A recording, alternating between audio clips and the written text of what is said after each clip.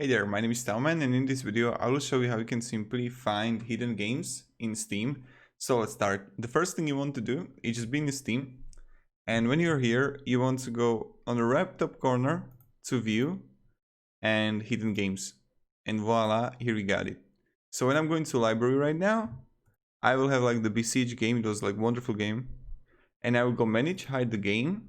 I can go to view and hidden games, and voila, here it is. So this is pretty much how we do it. If you have any questions, guys, ask me down below in the comments. I'll be really happy to help you. And also, when you're going to right click on manage and remove from hidden and remove from hidden, and you got it.